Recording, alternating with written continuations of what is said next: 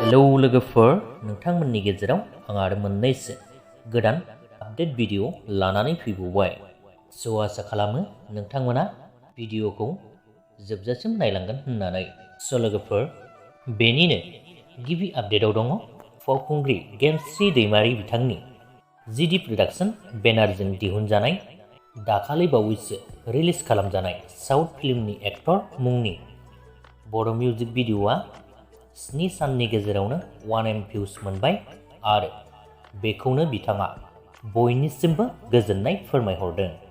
बे मिउजिक भिडिअआव फाव खालामदोंमोन बिथां गेमस्रि दैमारिजों लोगोसे फावखुंगुर लिंसार बसुमतारी बिथांमोनहा।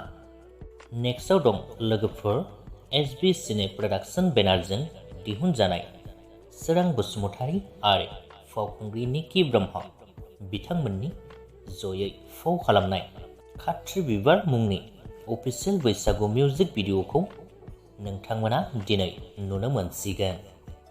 जायफोर नोंथांमोना बिथांमोननि बैसागु मिउजिक भिडिअखौ नायनो थाखाय नेनानै दंमोन, दायो एसबि सिने प्रडाक्शन चेनेलाव चेक खालामहैनो हासिगोन। नेक्स्टआव दं लोगोफोर फावखुंग्रि दैजि बसुमतारी आरो फावखुंगुर shiddharth बर' बिथांमोननि जयै फाव खालामनाय बैसागु मिउजिक भिडिअआबो बावैनो रिलिज खालामजानो थांगासिनो दङ। बे मिउजिक भिडिअखौबो नोंथांमोना BodoFlim प्रडाक्शन चेनेलाव थाबैनो नुनो मोनसिगोन।